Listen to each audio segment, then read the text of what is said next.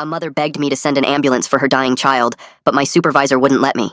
3 weeks into my job as a 911 operator, I got a call from a screaming mother, crying about her 3-year-old baby bleeding out, begging me to send the ambulance.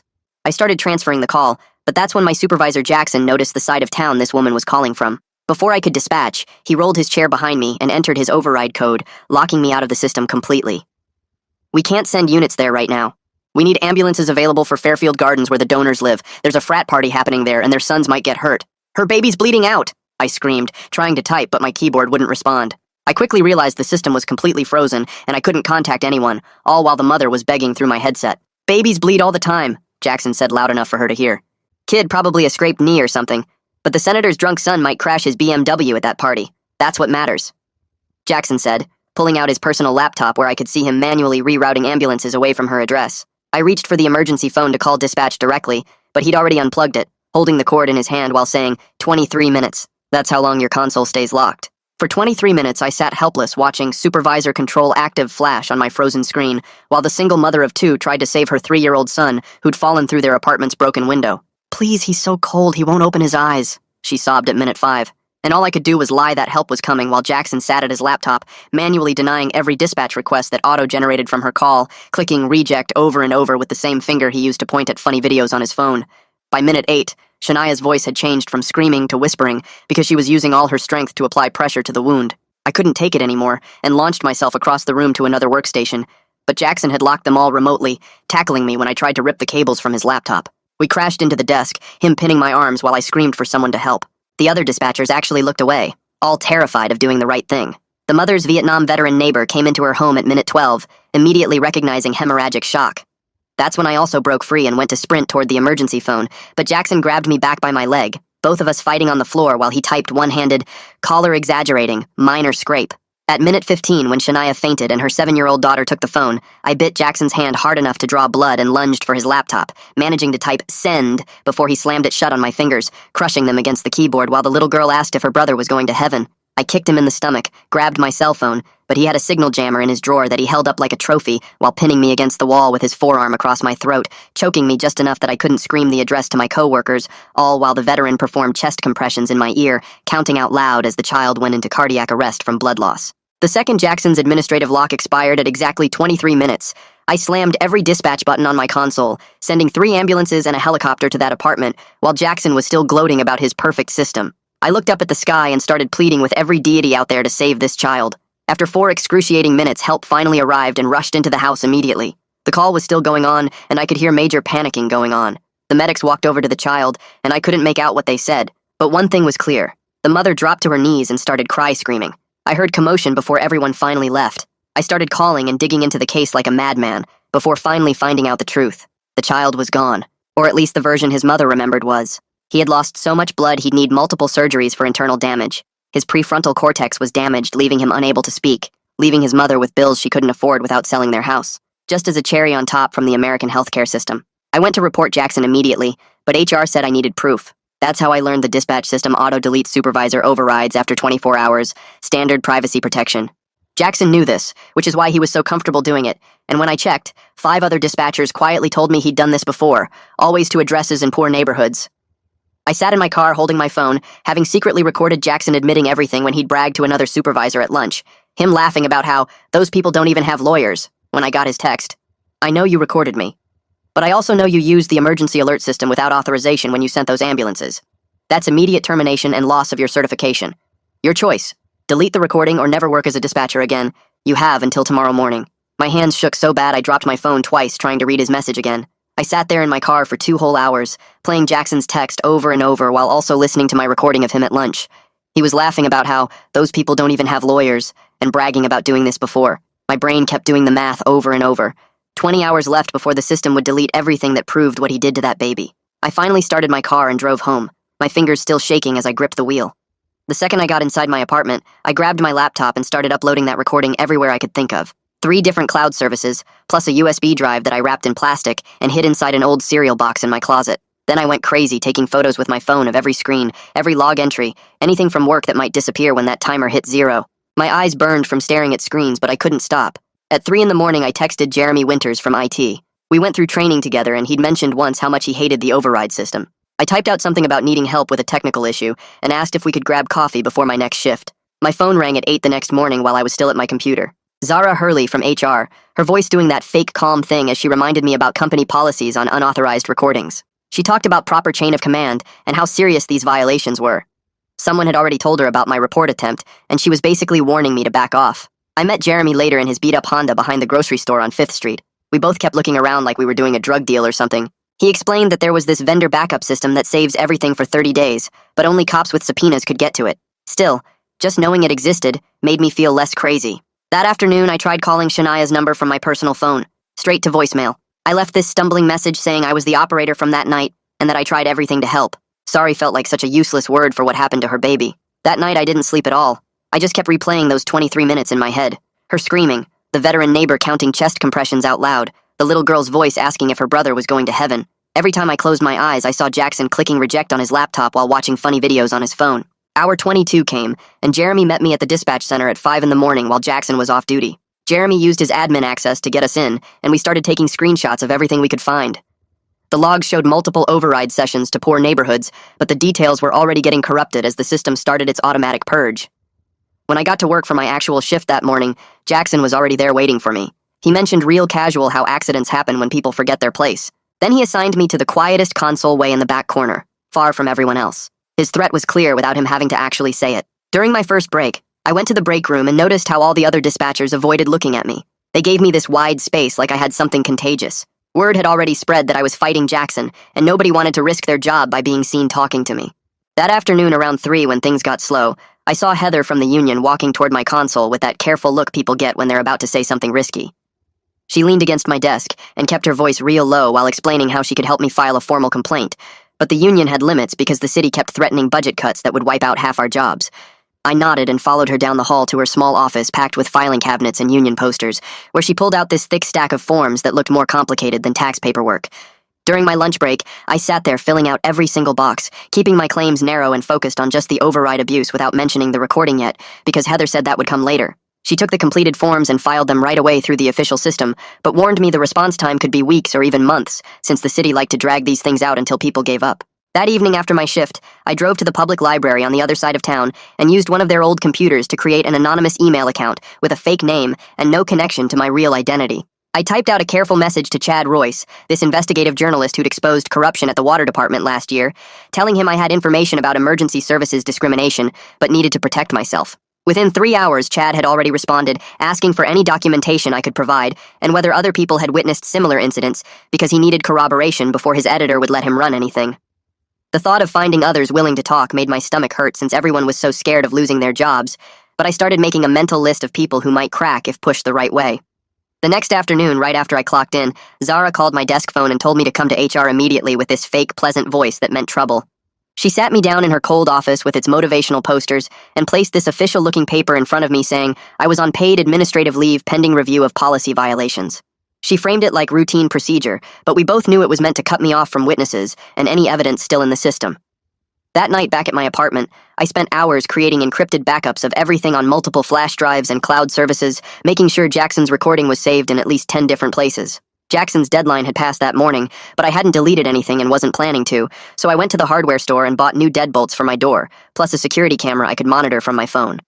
2 days later, while I was eating cereal and watching the news, Chad called from a blocked number saying he'd tracked down 3 former dispatchers who'd seen Jackson pull the same override tricks before. One woman had watched him deny ambulances to a homeless camp during that freeze last January when 2 people died from exposure, but she'd been too scared to report it. Jeremy texted me from a burner phone he'd bought at the gas station, warning that the vendor who ran our backup systems had been calling around asking weird questions about access logs.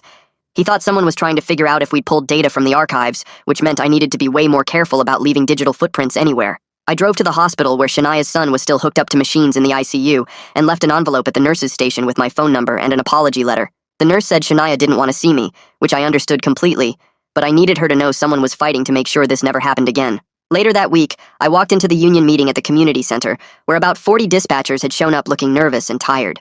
Heather stood at the front, explaining how city council members were threatening to outsource all dispatch services to a private company if the union pushed too hard on oversight issues. Half the room wanted to fight anyway, because they'd seen too much abuse, but the other half had kids to feed and mortgages to pay, and couldn't risk unemployment. People started arguing about whether standing up for what's right was worth losing everything, and I could see the fear in their eyes because they all knew what Jackson was capable of. Someone mentioned how the last person who'd filed a complaint had their car vandalized and their shifts cut until they quit, which shut down most of the brave talk real quick. I sat there taking notes on everything, documenting who seemed sympathetic and who was clearly on management's side, building my case one piece at a time. The meeting ended with no real decision, except to wait and see what the city would do next, which felt like giving up, but was probably the smart move for people with families. Walking to my car afterward, I noticed someone had stuck a note under my windshield that just said, "Drop it," in block letters, which could have been from anyone but felt like Jackson's style. I took a photo of the note and added it to my growing collection of evidence, knowing every threat and every attempt to silence me just made my case stronger. Brooks McCabe called me 3 days later from the City Oversight Committee saying they'd scheduled a public comment session about dispatch services for next week. He explained I could speak on record about what happened, but warned me that going public would probably kill any chance of keeping my certification. I told him I'd be there anyway, because staying quiet wasn't working out so great either. 2 days after that call, I found a certified letter shoved under my apartment door when I got home from my warehouse job. Jackson had filed an official certification review complaint against me for insubordination and violation of emergency protocols, which meant if it went through, I'd never work in emergency services again. The letter had all this legal language about how I'd exceeded my authority and created unsafe conditions by sending those ambulances without supervisor approval. My hands shook reading it because this was exactly what Jackson had threatened in his text message. Heather called me that same night saying she'd heard about the complaint and wanted to connect me with someone who could help. She gave me Miranda Bell's number, a lawyer who takes whistleblower cases pro bono through the union's legal aid network. I met Miranda at her office downtown the next morning, where she spent 3 hours going through everything I'd documented. She said we had a strong case, but warned the city would fight hard to protect itself, because admitting fault meant opening themselves up to lawsuits from every family they'd failed. Miranda started drafting responses to the certification complaint right there while I watched, typing fast on her computer and pulling up laws I'd never heard of. The stress was getting to me bad by then, and I had my first real panic attack while grocery shopping 2 days later. I was reaching for cereal when suddenly I couldn't breathe, and the fluorescent lights got too bright, and I was back in that dispatch room hearing Shania scream while Jackson clicked reject over and over. I dropped my basket and ran outside where I sat on the curb trying to remember how to breathe normally while people walked past staring at me. An older woman stopped and asked if I needed help, but I just shook my head and called the Employee Assistance Program number from my old job packet. They scheduled me an emergency session with Trinity Scions, who specializes in first responder trauma, for the next morning. Trinity's office was small and quiet with these soft chairs that made you sink in deep when you sat down. She didn't make me talk about that night right away, but instead taught me breathing exercises and grounding techniques for when the memories hit. Sunday morning, I woke up to 47 text messages because Chad's first article had dropped online with anonymous sources describing how dispatch services get denied to poor neighborhoods. The city issued a statement within 2 hours, calling everything unsubstantiated allegations from disgruntled former employees, which made me so mad I threw my phone across the room. Monday's paper had the city's full response, where they claimed all dispatch decisions were based on medical triage and resource availability, like it was some noble policy instead of Jackson's cruelty. Reading them turn his evil into bureaucratic language made me physically sick, and I had to run to the bathroom to throw up. After I cleaned myself up, I forwarded Chad the recording of Jackson saying, "Babies bleed all the time," because I couldn't stand them lying anymore. Chad called me 20 minutes later saying this changed everything and asking if I'd be willing to go on record eventually. That same afternoon, Axel Hansen saw Chad's article and reached out to him directly with his own story about that night. Axel provided a detailed timeline that matched my recording perfectly, explaining how he'd found the child in hemorrhagic shock and started compressions while I was fighting Jackson. Chad said having an independent witness who wasn't a city employee made our case way stronger because they couldn't claim Axel was just another disgruntled worker. Word spread fast at the dispatch center that I was probably the leak, and when I went to pick up my last paycheck, someone had left a note on my car windshield calling me a traitor in big block letters. Even the dispatchers who'd privately told me they supported what I was doing wouldn't make eye contact when I walked through the building. One of them, someone I'd eaten lunch with dozens of times, actually turned and walked the other way when she saw me coming down the hall. The certification board sent another letter saying they'd scheduled my hearing for 3 weeks out, which gave me time to prepare, but also meant 3 more weeks of anxiety eating at me. Miranda started building our defense around my duty to report crimes against vulnerable populations, pulling up case law about whistleblowers and emergency services. She had me write down everything I remembered about that night in detail. Every word Jackson said, every button I pushed, every second that passed while that baby was dying. The next week I managed to catch Jackson during a shift change, when he didn't know I was nearby with my phone recording. He was bragging to another supervisor about how he'd cleaned up the neighborhood problem, and specifically mentioned the signal jammer he'd bought to prevent workarounds during overrides. The other supervisor laughed and said something about keeping the riffraff from clogging up the system, and Jackson agreed, adding that his jammer was the best investment the department never officially made. 2 days later, Heather called me while I was eating cereal and asked if I could meet her at the coffee shop near the Union Hall. I drove over there and found her sitting in the back corner with Chad, both of them looking nervous as I walked up. She pushed a paper across the table that was her official statement saying concerns about override policies had been raised multiple times over the past year. It wasn't naming Jackson directly, but anyone reading between the lines would know what she meant. Chad recorded her saying the union had documented complaints, but management always claimed the system was working as intended. Meanwhile, Jeremy texted me that afternoon saying he'd found something huge in the purchasing system. I met him in the parking garage of a mall 20 minutes from downtown where nobody would recognize us. He showed me his laptop screen with purchase orders from 6 months ago, showing Jackson bought the signal jammer for $800, but listed it as communication equipment for emergency coordination. The vendor description clearly said signal blocking device, but Jackson had changed the item name in the system. Jeremy had screenshots of everything, including the approval signatures from department heads, who probably never looked at what they were signing. That same evening when I got home, I found a certified letter from Zara waiting at my door. My hands shook as I opened it and read the termination proposal giving me 7 days to respond. She listed breach of confidentiality and creating a hostile work environment as the reasons. I immediately called Miranda, who told me not to panic and that she'd file for a stay first thing in the morning. She said you can't fire someone for reporting criminal activity, and we had strong grounds to fight this. 3 days later, I finally worked up the courage to go to the hospital where Shania's son was still recovering. I found her in the cafeteria staring at a cup of coffee that had gone cold. She looked like she'd aged 10 years in 3 weeks with dark circles under her eyes and her hair going gray at the roots. When she saw me, her face crumpled and we both started crying right there in front of everyone. She grabbed my hand and said she didn't blame me, but she couldn't forgive the system that let this happen. She told me a legal aid group had contacted her about suing the city, and she was going to do it for all the other families Jackson had hurt. The oversight meeting was scheduled for the following Tuesday at City Hall. I wore my only suit and brought my phone with the recording ready to play. The room was packed with reporters and citizens who'd heard about the case. When they called me to testify, I walked to the microphone with my legs shaking so bad I thought I'd fall. I explained what happened that night, then played the recording through the speaker system. You could hear a pin drop when Jackson's voice filled the room saying the senator's drunk son might crash his BMW and that's what matters. Several committee members actually gasped when they heard him say, "Babies bleed all the time." After 20 minutes of questions, the committee went into recess, then came back and voted unanimously to order an independent audit of all dispatch policies and override procedures. The chairman said this was the first step toward major reform, though we all knew it would take months before anything actually changed. 2 days later, the news reported Jackson had been placed on paid administrative leave pending the investigation. It made me sick that he was still getting his full salary while sitting at home, but at least he couldn't hurt anyone else from his couch. Miranda said this was standard procedure, and we had to be patient while the legal process played out. With no income and my savings running out fast, I had to find work immediately. I applied to every job I could find, and finally got hired at a warehouse stocking shelves on the night shift.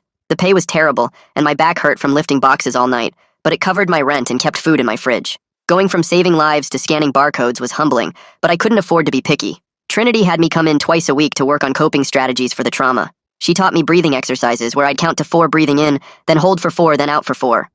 We practiced grounding techniques where I'd name 5 things I could see, 4 I could touch, 3 I could hear, 2 I could smell, and 1 I could taste. It helped when the panic attacks hit, which was happening less often.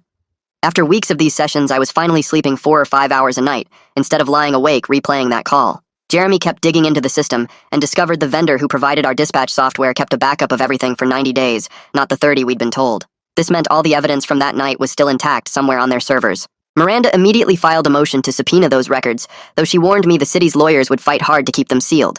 They'd claim privacy concerns and security risks and drag it out as long as possible. But at least we knew the evidence existed and couldn't be destroyed now that there was a legal hold on it. The next morning, Miranda showed up at my apartment with a stack of papers thick as a phone book and started filling out whistleblower protection forms right there on my kitchen table. She wrote fast while explaining each document and where to sign, her pen moving across the pages as she documented every single time Jackson had punished someone for questioning him. She pulled out copies of old complaints from her briefcase and showed me patterns going back 3 years where dispatchers who spoke up got moved to night shifts or had their hours cut until they quit. We spent 4 hours going through everything, and she made me sign preservation letters that she'd send to everyone at the dispatch center, telling them they couldn't delete any emails or records about my case. My phone started ringing while we were still working, and the caller ID showed it was one of the other supervisors from work. I answered and heard him tell me I was making a big mistake and burning bridges that could never be rebuilt. He kept talking about how small the emergency services community was and how word spreads fast about troublemakers. I put him on speaker so Miranda could hear, and she grabbed her phone to record while he went on about career consequences and how nobody likes a snitch. After he hung up, another supervisor called 5 minutes later with the same kind of threats wrapped in fake concern about my future. Miranda wrote down every word they said and the exact times they called, building a file that showed clear retaliation. By noon, we had 6 different calls documented, and Miranda said this was exactly the evidence we needed to prove they were trying to intimidate me. Chad called that afternoon to tell me his second article was going live in an hour, with the actual dispatch logs Jeremy and I had saved before they got deleted. He'd spent days verifying everything and cross-referencing the addresses with census data that showed a clear pattern of discrimination. When the article went up online, it spread faster than the first one, and within 2 hours, 3 city council members had posted statements distancing themselves from the dispatch department. They all used the same careful language about being deeply concerned and calling for immediate investigation, but you could tell they were scared of being connected to this mess. The comment section exploded with people sharing their own stories about calling 911 from poor neighborhoods and waiting forever for help that sometimes never came. My certification hearing was scheduled for the next week, and Miranda spent every day preparing me for what they'd ask.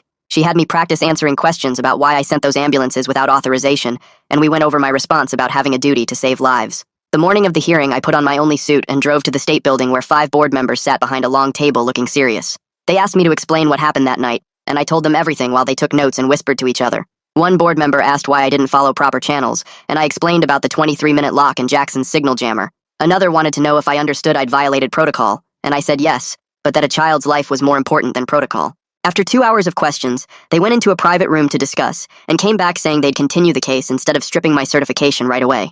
They said the whistleblower claims needed to be investigated before they could punish me for insubordination, which meant I had more time to fight. 3 weeks later, the independent audit report came out and confirmed everything we'd been saying about systematic bias in emergency response. The data showed poor neighborhoods got service an average of 12 minutes slower than rich areas during override situations. The report used careful language, but the numbers were clear that this wasn't random or accidental, but an actual policy.